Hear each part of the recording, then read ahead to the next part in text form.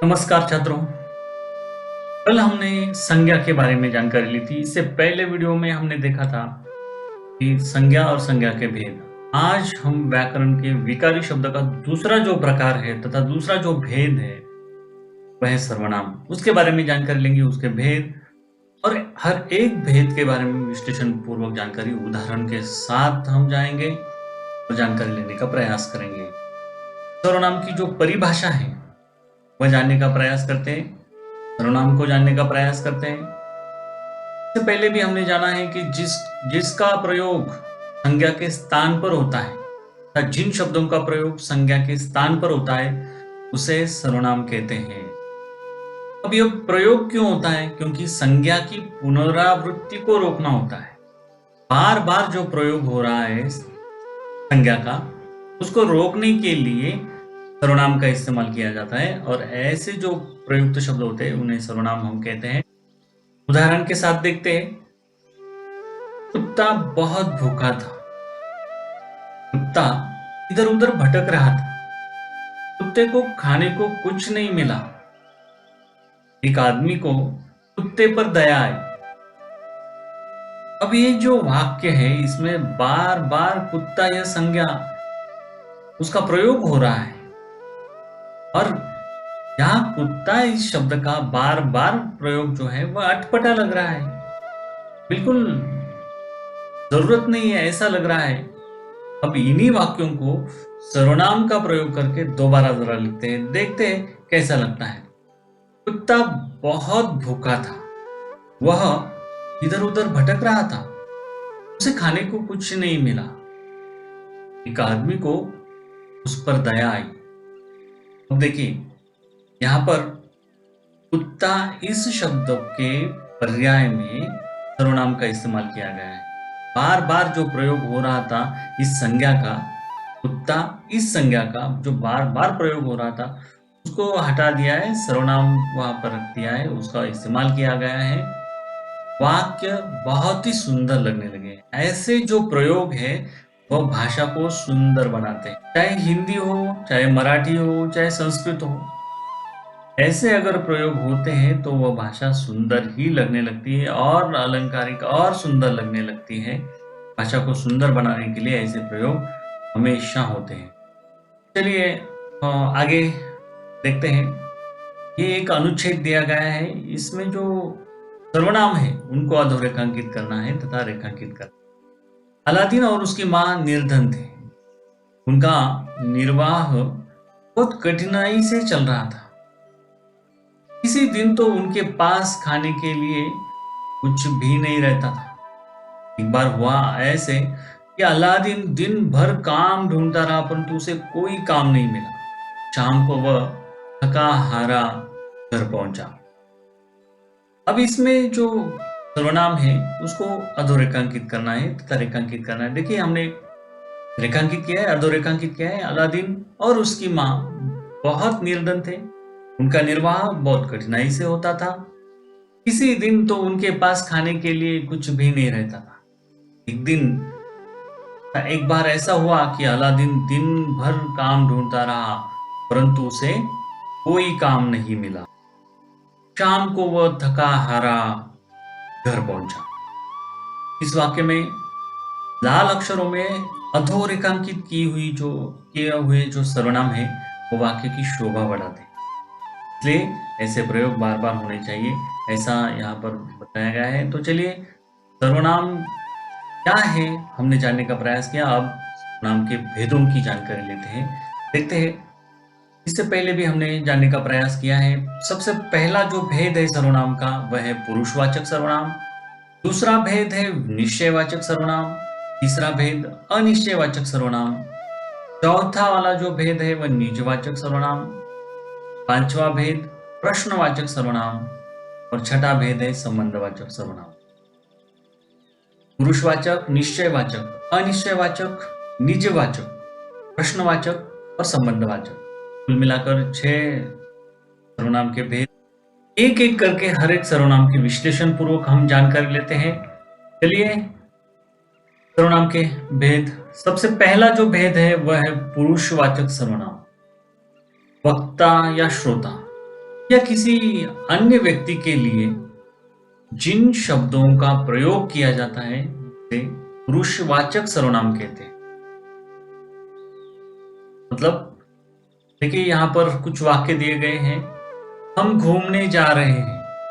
इसमें हम जो है वह खुद वक्ता बता रहा है, मतलब बोलने वाला कह रहा है कि हम घूमने जा रहे हैं। खुद के लिए वह हम, मतलब खुद के नाम के जगह पर वह हम यह सर्वनाम लगा रहा है। यह मतलब संज्ञा की जगह सर्वनाम का इस्तेमाल हो रहा है। हम घूमने जा रहे हैं। दूसरा जो वाक्य है वो हमारी गली साफ सुथरी है। हमारी गली साफ सुथरी है, ये खुद बोलने वाला कह रहा है। कल हमने नई फिल्म देखी, वक्ता खुद बोल रहा है। मतलब वक्ता या श्रोता, मतलब बोलने वाला या सुनने वाला, या किसी अन्य व्यक्ति के लिए जिन सर्वनामों का प्रयोग, जिन शब्दों का तथा सर्वनाम शब्दों का प्रयोग किया जाता है उसे पुरुषवाचक सर्वनाम कहते हैं। यहाँ पर कुछ पुरुषवाचक सर्वनाम दिए गए हैं, जैसे मैं, हम, मेरा, हमारा, हमारी। ये जो है वक्ता अपने खुद के लिए इस्तेमाल करता है। तुम, तू, आप, तेरा, तेरी, तुम्हारी, तुम्हारे, आपका, ये जो है वक्ता सुनने वाले के लिए इस्तेमाल करता है। ऐसे जो सर्वनाम है ये पुरुषवाचक सर्वनाम है। तीसरा वह, वे, उसको, उनको, उनका, उनकी, उसकी। ऐसे जो सर्वनाम है ये किसी तीसरे व्यक्ति के लिए, मतलब जो सुनने वाला है वह भी नहीं, बोलने वाला भी नहीं, बोलने वाला किसी तीसरे व्यक्ति के लिए इस्तेमाल करता है। ऐसे जो सर्वनाम है इन्हें पुरुषवाचक सर्वनाम कहा जाता है। यहाँ पर हम पुरुषवाचक सर्वनाम का अध्ययन करने के बाद उनको वाक्य में प्रयोग किस प्रकार किया जाता है यह भी देख लिया। अब आपके लिए कुछ स्वाध्याय के लिए यहाँ पर वाक्य दिए गए जिनमें से पुरुषवाचक सर्वनाम को छाट कर लिखना है। मैंने उसे बाहर भेजा है, पहले वाक्य में। दूसरे वाक्य में पापा उसके लिए चॉकलेट लाए, आपको ढूंढना है और छाट कर लिखना है। तीसरे वाक्य में वह कहाँ चला गया, इसमें सर्वनाम कौन सा है वह छाट कर लिखना है। चौथा जो वाक्य है हम उन्हें देखकर रुक गए। पांचवें वाक्य में उन्होंने पिताजी को धन्यवाद दिया, धन्यवाद कहा, उसने पूरा गृह कार्य कर लिया। ये अलग अलग वाक्यों में अलग अलग सर्वनाम दिए गए हैं, आपको इसमें से छाट कर लिखना है। तो चलिए हम दूसरे भेद की तरफ चलते हैं। सर्वनाम के सर्वनाम का दूसरा जो भेद है वह है निश्चयवाचक या संकेतवाचक सर्वनाम। सबसे पहले जो सर्वनाम किसी निकट अथवा दूर की वस्तु या व्यक्ति का निश्चित बोध कराते हैं। दूर की वस्तु अथवा निकट की वस्तु, अथवा दूर की व्यक्ति अथवा निकट की व्यक्ति जो है निश्चित बोध कराते हैं उसे निश्चयवाचक तथा संकेतवाचक सर्वनाम कहते हैं। कुछ उदाहरण यहाँ पर दिए गए हैं, वाक्य के साथ हम देखेंगे कि कौन से सर्वनाम यहाँ पर इस्तेमाल किए गए हैं। इसमें पहला वाक्य है इसने ही गमला तोड़ा था। दूसरा वाक्य है यह है विकास का बस्ता। और तीसरा है मेरी नागपुर वाली बहन वह है। इसमें इसने, यह, वह, ये जो सर्वनाम है यह निश्चयवाचक सर्वनाम है। यह किसी दूर की तथा निकट की वस्तु या व्यक्ति का हमें बोध कराते हैं, इसलिए इन्हें निश्चयवाचक या संकेतवाचक सर्वनाम भी कहा जाता है। लेकिन एक विशेष बात इसमें यह है कि वह तथा वे, ये जो सर्वनाम है यह पुरुषवाचक और निश्चयवाचक दोनों सर्वनामों में इस्तेमाल करते हैं, इसलिए यह बात आपको ध्यान में रखनी है। निश्चयवाचक सर्वनाम छाट कर लिखना है। यहां पर वे मेरे मामा जी हैं। दूसरे वाक्य में वह हमारा विद्यालय है। तीसरा जो वाक्य है यह हमारे घर के पास रहने वाले बच्चे हैं। चौथे वाक्य क्या वह तुम्हारा भाई है। और पांचवा जो वाक्य है, यह हमारा सहपाठी मित्र है। यह 5 वाक्य आपके सामने है। इसमें से स्वाध्याय के लिए इसमें से आपको सर्वनाम तथा निश्चयवाचक सर्वनाम जो है वो छाट कर लिखने हैं। चलिए अगले भेद की तरफ चलते हैं। सर्वनाम का अगला भेद अनिश्चयवाचक सर्वनाम, जिसमें कोई निश्चितता नहीं होती, अनिश्चितता होती है। इस सर्वनाम शब्दों में किसी निश्चित वस्तु अथवा व्यक्ति का बोध नहीं होता है। समझ में नहीं आता कि ये वस्तु तथा ये व्यक्ति वही है। जैसे निश्चयवाचक सर्वनाम में हमने देखा था, तो इसमें निश्चितता नहीं है। जिन सर्वनाम शब्दों में किसी निश्चित वस्तु अथवा व्यक्ति का बोध न हो, उन्हें अनिश्चयवाचक सर्वनाम कहते हैं। तो चलिए उदाहरण के साथ देखते हैं। सबसे पहले, शेर को देखते ही सब भाग गए। शेर को देखते ही सब भाग गए, इसमें सब, ये जो सर्वनाम है, इसमें कितने लोग हैं इसका निश्चित बोध नहीं होता। इसमें अनिश्चितता है। सब मतलब 1 2 3 4, कितने लोग थे? 4 लोग भाग गए, 1 लोग, 1 2 3 लोग नहीं। इसमें अनिश्चितता है, इसलिए इसे अनिश्चयवाचक सर्वनाम कहते हैं। अगला वाक्य, समय व्यतीत करने के लिए कोई पुस्तक पढ़ो। इसमें कोई, ये जो सर्वनाम है यह अनिश्चयवाचक है। इसमें कोई विशेष पुस्तक का नाम तथा हमें ज्ञान नहीं होता तथा बोध नहीं होता, इसमें अनिश्चितता होने के कारण अनिश्चयवाचक सर्वनाम कहा जाता है इसे। तीसरा वाक्य है, भूखे भिखारी को कुछ खाने को दीजिए। किसी निश्चित खाने का कुछ, यह जो सर्वनाम आया है, निश्चितता नहीं इसमें, कुछ वस्तु खाने की जो वस्तु है उसका ज्ञान नहीं होता, उसका बोध नहीं होता, यह अनिश्चयवाचक सर्वनाम है।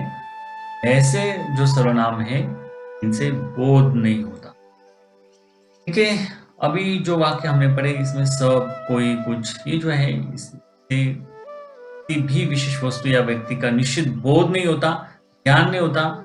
प्रायः सजीव प्राणियों के लिए कोई और निर्जीव वस्तुओं के लिए कुछ, इन सर्वनामों का प्रयोग किया जाता है। यह बात है। प्रश्नवाचक सर्वनाम, अगला भेद, जिन सर्वनाम शब्दों का प्रयोग प्रश्न पूछने के लिए किया जाता है इन्हें तो प्रश्नवाचक सर्वनाम कहते हैं। जैसे कौन, क्या, किसे, किसने, किसको, किसका, ये जो है ये सवाल है, ये प्रश्नवाचक है। देखिए वाक्य में भी इनका प्रयोग किया गया है। देखते हैं, क्या मैं अंदर आऊं? इसमें क्या, यह जो है यह प्रश्नवाचक सर्वनाम इस्तेमाल किया गया है। दरवाजे पर कौन है? कौन, इस प्रश्नवाचक सर्वनाम का इस्तेमाल यहाँ पर किया है। इन वाक्यों में क्या और कौन ये प्रश्नवाचक सर्वनाम है। अब यहाँ पर जो वाक्य दिए गए हैं उनसे हमें पता चलेगा कौन कौन से प्रश्नवाचक सर्वनाम यहाँ पर लिखने हैं। आपको स्वाध्याय के लिए ये वाक्य दिए गए हैं, आपको इनमें से प्रश्नवाचक सर्वनाम जो है वह छाट कर लिखने हैं। यह पुस्तक किसने फाड़ी? दूसरा वाक्य है, संज्ञा किसे कहते हैं? तीसरा वाक्य, इस फिल्म में गाने किसने गाए हैं? तुम्हारे साथ कौन गया था? उद्घाटन किनसे करवाया गया? अगला वाक्य, यह कविता किसकी है? ये जो वाक्य है इनमें से प्रश्नवाचक सर्वनाम आपको छाट कर लिखने हैं, अपनी कॉपी में लिखने हैं, गौर से लिखने हैं। आगे चलते, चलिए अगले भेद की तरफ चलते हैं जिसका नाम है संबंधवाचक सर्वनाम। अब जो सर्वनाम शब्द वाक्यों में आई संज्ञा या सर्वनाम का संबंध बताते हैं, एक दूसरे से संबंध बताते हैं, उन्हें संबंधवाचक सर्वनाम कहते हैं। जरा वाक्य तथा उदाहरण के साथ हम देखेंगे। देखिए इस वाक्य में रंगीन जो शब्द है उनको पढ़िए। जैसा करोगे वैसा भरोगे, जो डर गया तो मर गया, जिसकी लाठी उसकी भैंस, जो यहाँ आया था वह चला गया।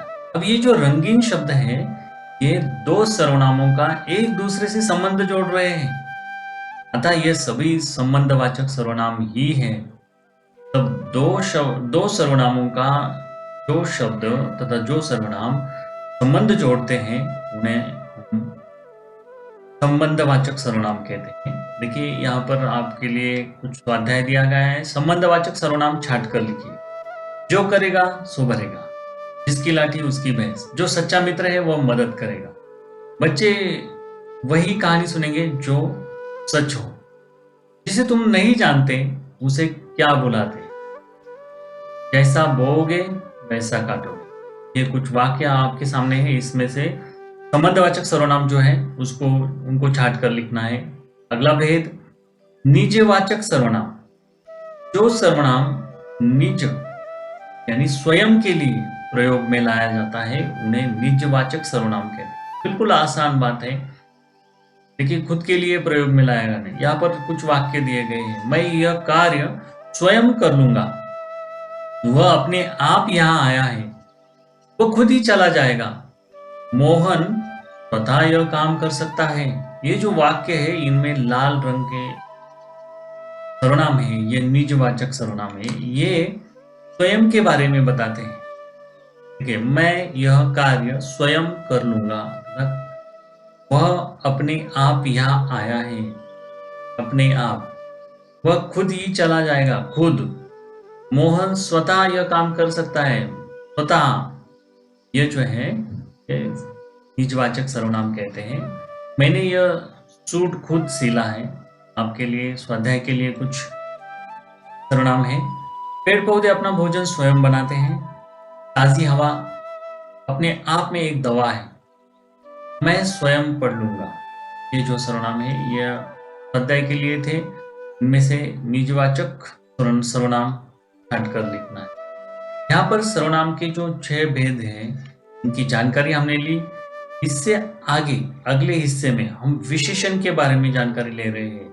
देखिए इस वीडियो को गौर से देखकर आप भी अच्छी तरह से पढ़ाई कर सकते हैं और अपनी किताब में देखकर इसकी जांच भी कर सकते हैं। और महत्वपूर्ण बात, अपनी कॉपी में इस प्रकार का स्वाध्याय लिखना ना भूलें। तो चलिए छात्रों, आगे जाकर हम विशेषण के बारे में चर्चा करते हैं। जो संज्ञा या सर्वनाम की विशेषता बताता है उसे विशेषण कहते हैं। इस विशेषण के बारे में जानकारी लेते हैं। जो शब्द संज्ञा अथवा सर्वनाम शब्दों के गुण, संख्या, मात्रा, अवस्था आदि के बारे में विशेष जानकारी देते हैं उन्हें विशेषण कहते हैं। यहाँ पर गुणों के बारे में, संख्या के बारे में, मात्रा मतलब परिमाण के बारे में, अवस्था के बारे में जो शब्द जानकारी देते हैं उन्हें विशेषण कहते हैं। उदाहरण के तौर पर कल मूसलाधार बारिश हुई। देखिए यहां पर सर्वनाम तथा संज्ञा, बारिश यह संज्ञा है, उसकी विशेषता बता रहा है मूसलाधार यह विशेषण। आगे, दूषित पानी हानिकारक है, इसमें संज्ञा है पानी और उसकी विशेषता बता रहा है दूषित यह शब्द। दूषित यह विशेषण है जबकि मूसलाधार यह ही विशेषण है। इन वाक्यों में दूषित, मूसलाधार यह विशेषण शब्द है जो पानी और बारिश इन संज्ञाओं की विशेषता बताते हैं, तो इन्हें विशेषण कहते हैं। इस विशेषण के 4 भेद हैं। सबसे पहला जो भेद है गुणवाचक विशेषण, दूसरा जो भेद है परिमाणवाचक विशेषण, तीसरा भेद संख्यावाचक विशेषण और चौथा भेद सार्वनामिक विशेषण। तो चलिए हर एक विशेषण के बारे में थोड़ी बहुत जानकारी लेते हैं। सबसे पहला जो विशेषण है गुणवाचक विशेषण। इसमें जो विशेषण संज्ञा शब्दों के गुण, दोष, आकार तथा रंग आदि की विशेषताएं बताते हैं उन्हें गुणवाचक विशेषण कहते हैं। उदाहरण के साथ देखने का प्रयास करेंगे हम। देखिए यहाँ पर गुणों के बारे में अच्छा, बुरा, सुंदर, मुलायम, मीठा, खट्टा, शुद्ध, बहुत सारे गुण हैं। आकार के बारे में लंबा, चौड़ा, छोटा, बड़ा, मोटा, पतला, नाटा, गोल, चौकोर। रंग के बारे में काला, लाल, पीला, नीला, नारंगी, आसमानी, कुछ भी और भी रंग हैं। स्थान भारतीय, जापानी, ग्रामीण, शहरी, पहाड़ी, रेगिस्तानी आदि स्थान हैं। स्वभाव के बारे में शांत, कमजोर, बुद्धिमान, गुस्सैल, गंभीर आदि है। स्थिति गरीब, बीमार, अमीर, प्रसन्न, क्रुद्ध, उदास, ये तब ये शब्द जो है उसके गुण, आकार, रंग, स्थान, स्वभाव, स्थिति दर्शाते हैं। ये शब्द जो है ये गुणवाचक विशेषण है। देखिए, जो विशेषण संज्ञा शब्दों की संख्या तथा क्रम आदि की विशेषताएं बताते हैं उन्हें संख्यावाचक विशेषण कहते हैं। अगला भेद, दूसरा भेद है विशेषण का संख्यावाचक विशेषण। जैसे देखिए, निश्चित संख्या वाले विशेषण मतलब संख्या में दर्शाई जाती है 3, 6, 100, 1000 इत्यादि। अनिश्चित संख्या वाले कुछ, कहीं, बहुत से अनिश्चितता दर्शाते हैं, निश्चित संख्या नहीं बताते ये। इसमें देखिए गृह कार्य के लिए भी वाक्य दिए गए हैं। मैंने 100 रुपए दुकानदार को दिए। दादाजी सुबह 2 मील सैर के लिए गए। मकड़ी के 8 पैर होते हैं। दोनों बच्चे फिल्म देखने जाएंगे। विशेषण के 4 प्रमुख भेद हैं। ये जो वाक्य है इनमें से संख्यावाचक विशेषण जो है वो आपको छांट कर लिखना है। अगला भेद, इसकी जानकारी हम लेने जा रहे हैं, वह है परिमाणवाचक विशेषण। ये बहुत ही महत्वपूर्ण है। परिमाण मतलब मात्रा, किसी वस्तु पदार्थ की मात्रा दर्शाते हैं, ऐसे परिमाणवाचक विशेषण। जो विशेषण संज्ञा के परिमाण मतलब नाप तोल का बोध कराते हैं उन्हें परिमाणवाचक विशेषण कहते हैं। उदाहरण के तौर पर हम देखेंगे, मापने के जो शब्द है 2 लीटर, 1 कटोरी, तो घी दूध के लिए हम इस्तेमाल करते हैं। नापने के जो शब्द है 4 मीटर कपड़े के लिए, 100 गज जमीन के लिए इस्तेमाल किया जाता है ये शब्द। तौलने के लिए जो शब्द है 1 किलो, 100 ग्राम, मतलब ये जो शब्द है ये परिमाण बताते हैं, मात्रा बताते हैं उस संज्ञा की। आगे चलते हैं। ये तो सब निश्चित परिमाणवाचक विशेषण है। इनके अतिरिक्त अनिश्चित परिमाणवाचक विशेषण भी होते हैं। जैसे कुछ लोग, थोड़ा सा दूध, बहुत धन, मतलब इसमें अनिश्चितता है। ये पहले हमने देखी, उसमें कुछ तो भी निश्चितता है, 1 किलो, 2 किलो, 100 ग्राम वगैरह, लेकिन यहाँ पर निश्चितता नहीं है, कितना है कुछ पता नहीं चलता। जैसे कुछ, थोड़ा, बहुत, इस प्रकार के विशेषण जो होते हैं परिमाणवाचक विशेषण, वह अनिश्चितता दर्शाते हैं। अगले भेद की तरफ जाने से पहले हम परिमाणवाचक विशेषण के कुछ वाक्य उदाहरण के तौर पर गृह कार्य के लिए दे रहे हैं। निम्नलिखित वाक्यों में से परिमाणवाचक विशेषण छांट कर लिखिए। हमने आधा किलो मिठाई खाई। दूसरा वाक्य है, चाय में थोड़ी शक्कर और डालो। सब्जी में नमक थोड़ा कम है। इस जग में 2 लीटर पानी आता है। पिताजी 1 किलो आम लाए हैं। मुझे सूट के लिए 4 मीटर कपड़ा चाहिए। ये जो विशेषण युक्त वाक्य है परिमाणवाचक, इनको परिमाणवाचक विशेषण जो है वो छांट कर आपको लिखने हैं।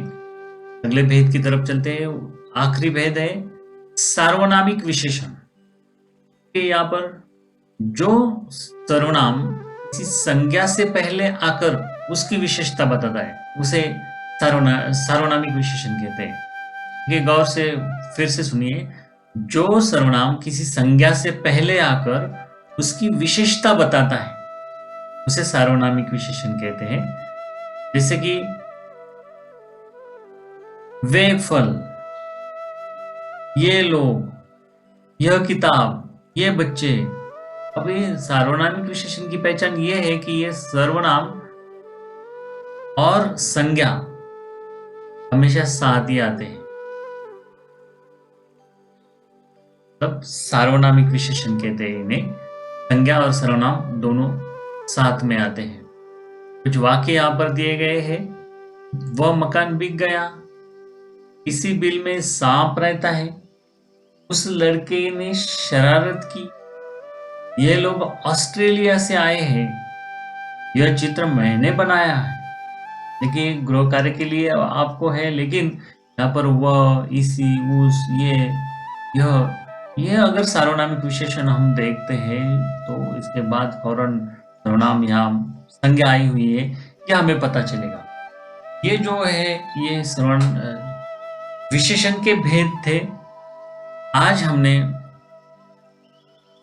सर्वनाम और विशेषण, इन दोनों के भेदों की जानकारी ली। आपने भी इस वीडियो को गौर से देखा, इसके लिए आपको भी बहुत बहुत धन्यवाद। यहाँ पर रुकते हैं, फिर मिलते हैं। धन्यवाद।